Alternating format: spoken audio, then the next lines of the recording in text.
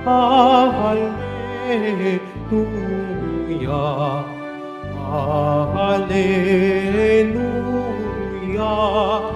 Hallelujah.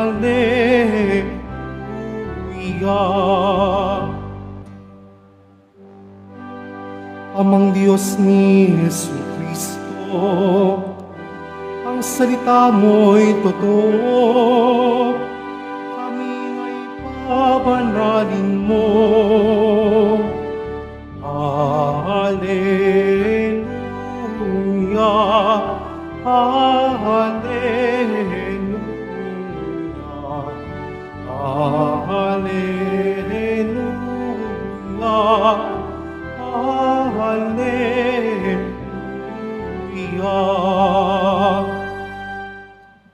Sumainyo ang Panginoon. At sumayo rin.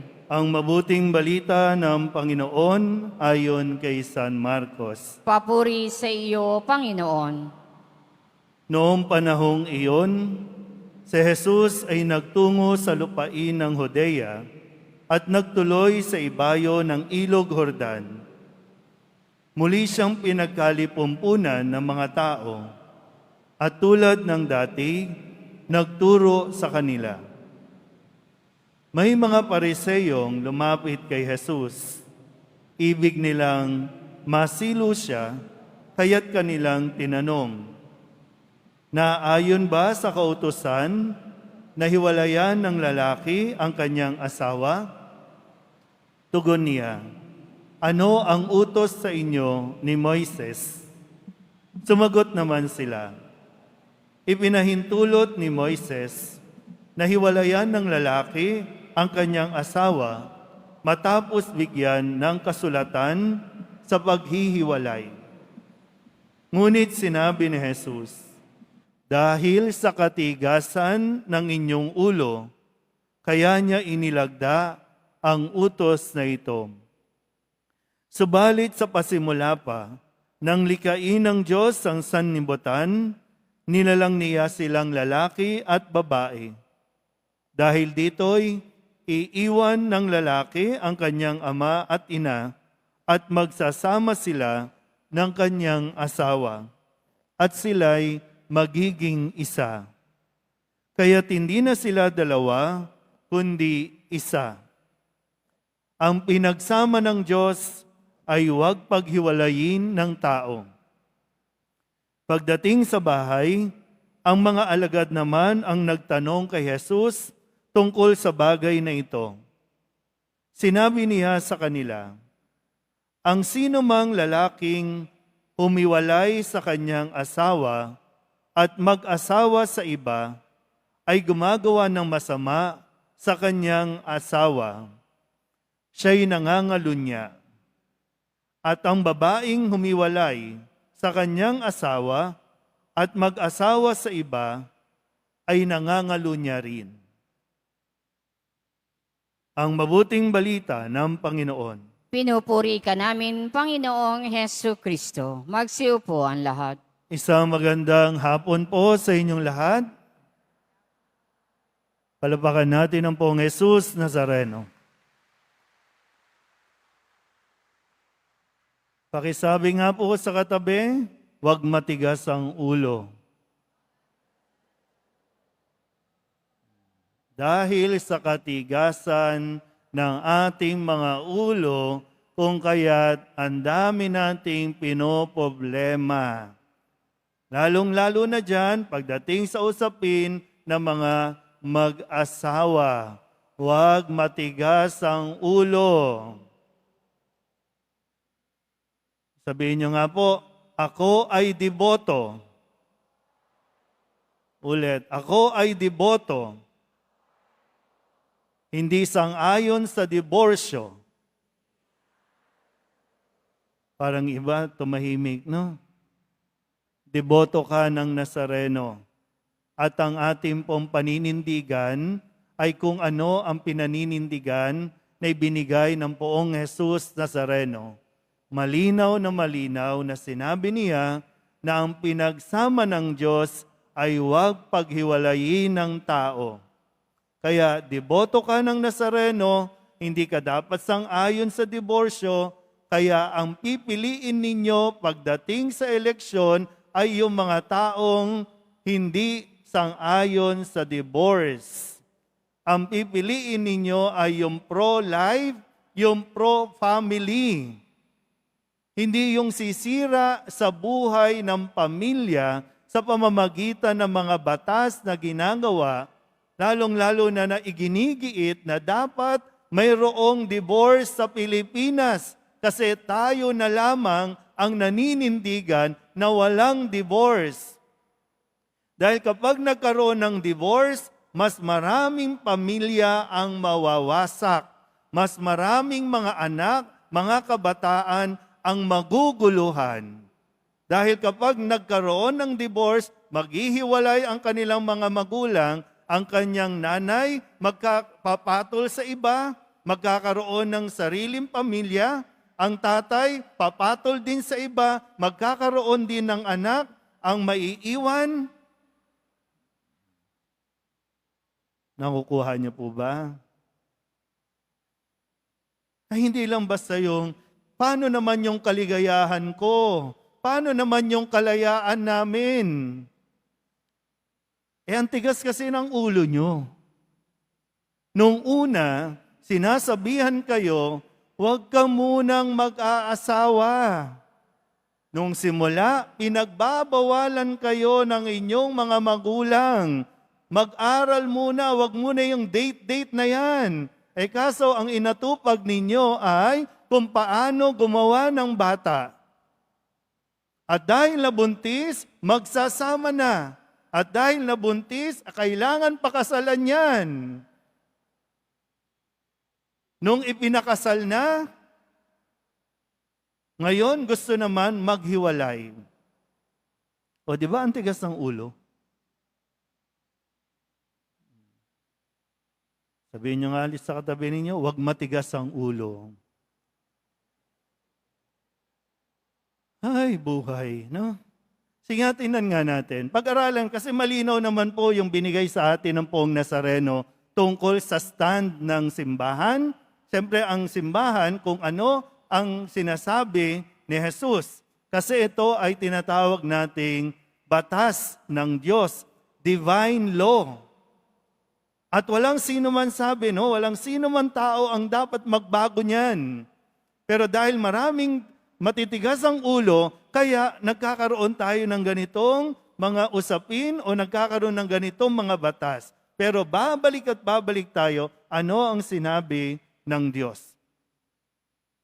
Okay, given, nandiyan na yan. Pero bakit ba gustong-gusto ng iba na magkaroon ng divorce? Kasi gusto nila maging legal ang kanilang pagsasama. Dahil kapag ang isang tao nagpakasal na, taas nga ang kamay dito ng mga kasal, ang daming hindi kasal. Kung hindi pa kayo kasal, taas nga ang kamay ng mga hindi pa kasal. Nahiya na. Kung hindi pa kayo kasal, maghiwalay na kayo ngayon din. Madali.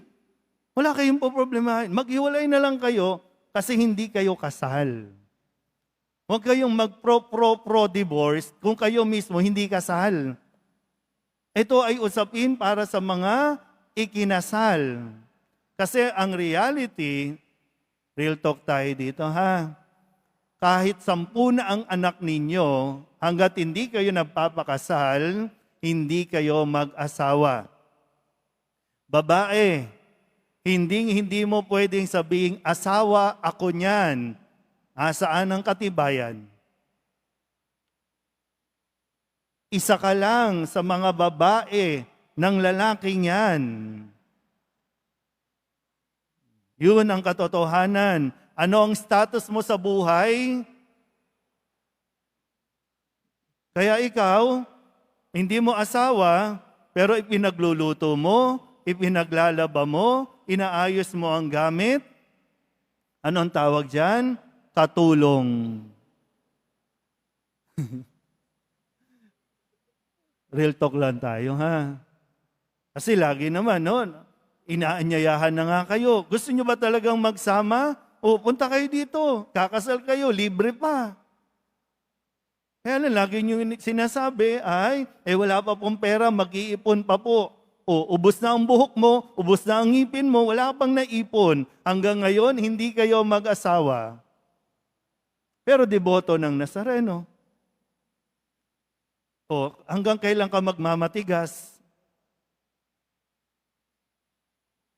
O, ngayon, tingnan natin. Kanina pinagninilahan ko, bakit ba ang mga lalaki gusto makipaghiwalay sa kanilang asawa? Paano ba nagsisimula? Kasi ang mga lalaki, kaya alam nyo, binabalikan ko, pag kinakasal, di ba no, pag kinakasal, mayroon tayong ritual na ibibigay ng lalaki, matapos yung singsing, yung manunumpa ng katapatan, pagkatapos ibibigay yung aras, di ba no, yung aras, sa sinasabi niya, ipinagkakaloob ko sa iyo ito at nangangakong hindi kita pababayaan maging ang ating mga magiging mga anak. Yung pera, pangkabuhayan, kasi lalaki dapat yung nagtataguyod ng kanilang kabuhayan. Ibibigay yan doon sa babae at sasabihin ng babae, nangangako akong iyong magiging katuwang. Siya yung magbabudget. Yung mga lalaki na may sariling ATM, yung mga lalaking merong sariling pera, mag-ingat-ingat kayo. Yan ang madalas at malakas ang loob kumerengking. Nakukuha niyo ba? Diba, paano magloloko ang lalaki? Wala siyang pera, nasa misis. Kaya pagkatapos ng trabaho, uwi na. Hindi na yan magbi-beer house. Hindi na yan magbibisyo kasi wala siya noon. Pero kapag ang lalaki, o kaya kayo kasunduan mo, pera ko, pera mo, bahala tayo dyan, doon kayo nasisira. Tama po ba? Kaya pinagkakatiwala, lalaki, handa ka bang ibigay ang iyong kabuhayan, ang iyong ATM, ang iyong savings? Kasi, bakit? Para malayo ka sa tukso. Kasi kapag may pera ang lalaki, pwedeng siya ang lumapit sa ibang babae o yung mga babae ang lalapit sa kanya. At dahil natukso na, nabuntis na, kailangan din panagutan, eto na, maghiwalay na tayo. Kaya dapat may divorce.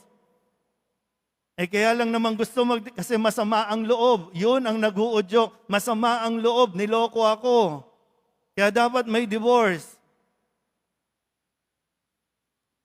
Kung sakasakali din, hindi kayo okay, yung mga mag-asawa. Kasi unang-una, lumapit ka sa Nazareno, humingi ka ng tulong, humingi ka ng lakas ng loob, na makaya mo ang pagsubok na ito ng inyong buhay mag-asawa.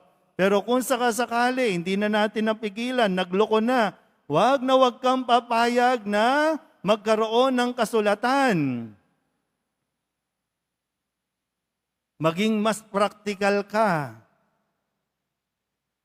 Ikaw pa rin dapat ang asawa niyan. Hindi natin sinasabing magsama kayo. Pwede kayong hiwalay, pero kayo pa rin ang mag-asawa. Ikaw pa rin ang may lakas ng loob na sasabing, ako ang legal na asawa. At ang sino mang kinakasama ng asawa ko habang buhay yan na, anong tawag sa kanya? Bakit mo isusuko? Hindi ko sinasabing pilitin ninyo na magsama, ha? Pero yung usapin na, sige lang, maghiwalay kayo.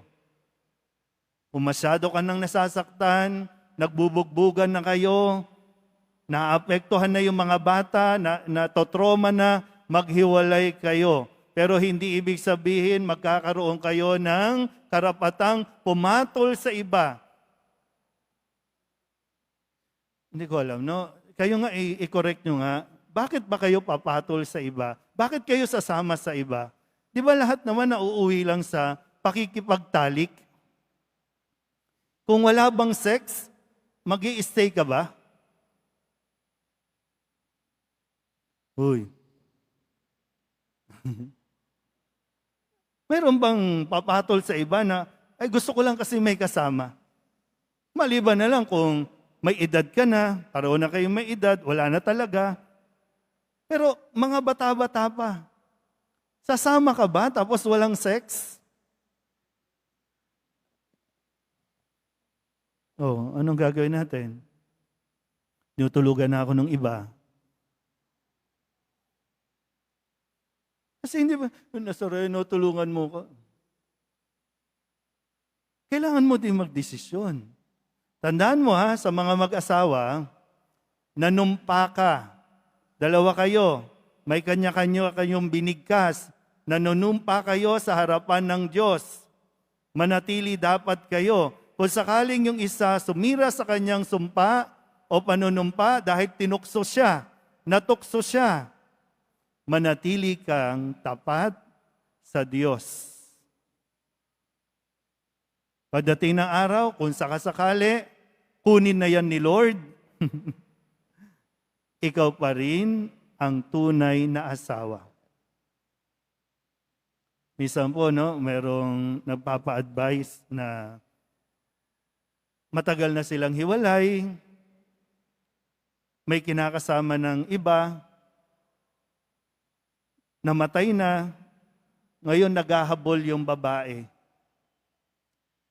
Kasi legality-wise, lahat ng ari-arian doon sa legal na asawa. Practical na muna tayo dito, no? Huwag na muna tayo mga drama-drama ninyo sa buhay. Maging practical lang, maiiwasan natin yung ganyan. Para bang, huwag ka lang mabuhay sa pagiging bitter na masama ang loob mo kasi pinagpalit ka. Hayaan mo siya. Hayaan mo na sila. Pero ikaw, nananatili kang tapat sa Diyos. Ikaw ang asawa at hindi ka sumira sa iyong sumpa. Hindi ka sumira sa iyong pangako. Yun ang mahalaga. Pero siyempre, ipagdasal mo yung asawa mo, ipagdasal mo yung kalaguyo niya, na sana isang araw, matauhan sila bago mahuli ang lahat. Kasi ang kasalanan ng pangangalo niya o pakikiapid ay mortal na kasalanan.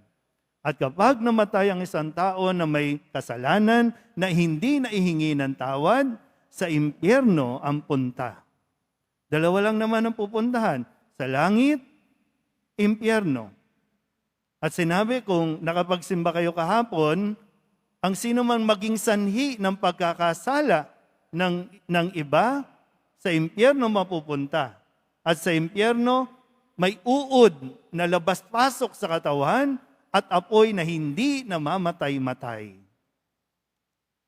Kaya kung sakasakali po, no, hindi natin inuhusgahan ang kung sino man dito, pero kung sakasakaling nakikisama ka sa hindi mo asawa, ngayon pa lang, magdasal ka ng mabuti, humingi ka ng tulong sa Nazareno na magawa mo kung ano ang tama, kung ano ang nararapat at mabuti. Dahil gusto ng Nazareno na lahat tayo ay mamuhay ng ayon sa kanyang Ama, ng ayon sa kagustuhan ng Diyos. Amen?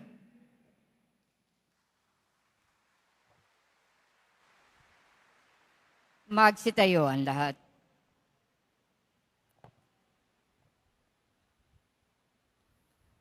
Mga minamahal kong mga kabatid, idulog natin sa mahal na poong Jesus Nazareno ang ating mga kahilingan. Taglay ang matibay na pananampalataya sa kanyang pagkadiyos, ang